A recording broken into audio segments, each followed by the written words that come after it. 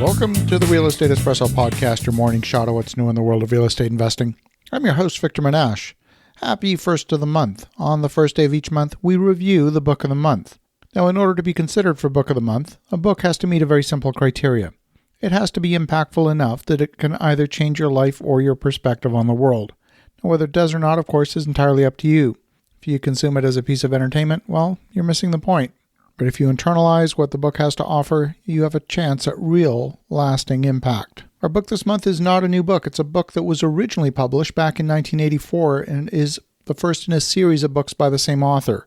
Our book this month is called The Goal by Eli Goldratt.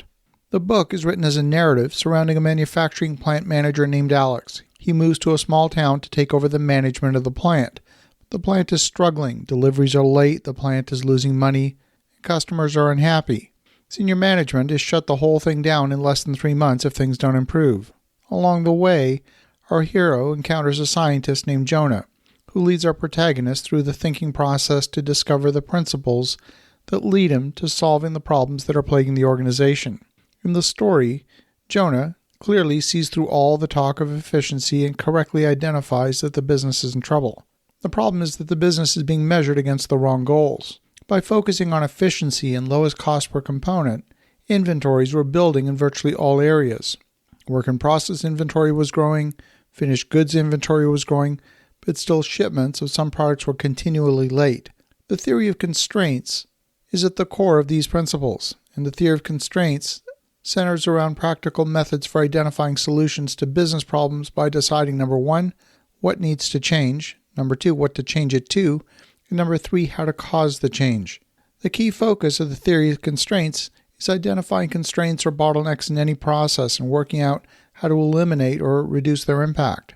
In the book, the author identifies a constraint as anything that prevents the system from achieving its goal. Goldratt proposes that in every real system, there must be at least one, or if not more, constraint preventing it from achieving the highest levels of performance. If this was not the case, there would be no limits on growth, and growth would be exponential.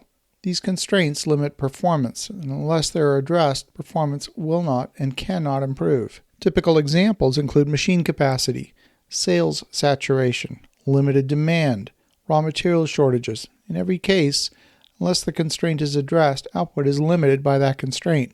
To overcome this, Goldratt proposed 5 theory of constraint steps, known as 5 focusing steps. And these are, number 1, identify the limiting constraint. Number 2, exploit the constraint with existing resources. Number 3, subordinate and align all associated activities in the entire organization to that critical constraint. Number 4, elevate the constraint by investing in additional resources and equipment. And number 5, repeat the process to identify the next constraint. And the beauty of the theory of constraints is that it simplifies complex situations with unique and easy to understand answers.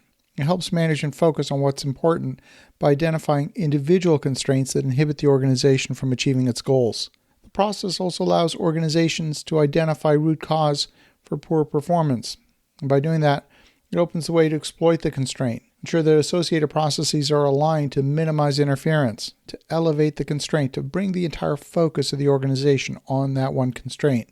In simple terms, theory of constraints identifies the primary bottleneck. Now, in the book, and in the subsequent teachings by the author, he teaches how to identify which handful of potentially hundreds of variables can have significant impact on the outcome of the project or your business. It's simply not possible for that many variables to have a critical impact. The simplest way to test if a variable can have significant impact or not is by setting that variable to 0. If nothing changes immediately, then that variable cannot possibly be critical. In practice, only a small number of variables actually have true leverage.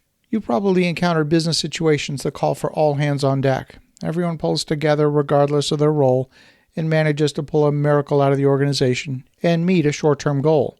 But there were numerous inefficiencies, and while people feel great about the accomplishment, they can't wait for things to go back to normal. It turns out that while you don't want to be operating in an all-hands-on-deck method all the time, with all the chaos that might be implied, there is an important principle at play here.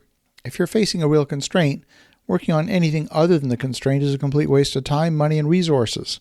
You want to orient the organization to feed the constraint to the breaking point. Will your business go to infinity? No, of course not. The business will grow until the next constraint appears, and you start the process all over again. The book I'm recommending today is the first in a series of books that apply theory of constraints to specific business problems. This first one's a manufacturing plant, but the method can be applied to project management, to sales, to retail management. The theory of constraints is a universal way of thinking that can be applied to virtually any business problem. As you think about that, go out and get a copy of The Goal by Eli Goldratt. Have an awesome rest of your day. Go make some great things happen. We'll talk to you again tomorrow.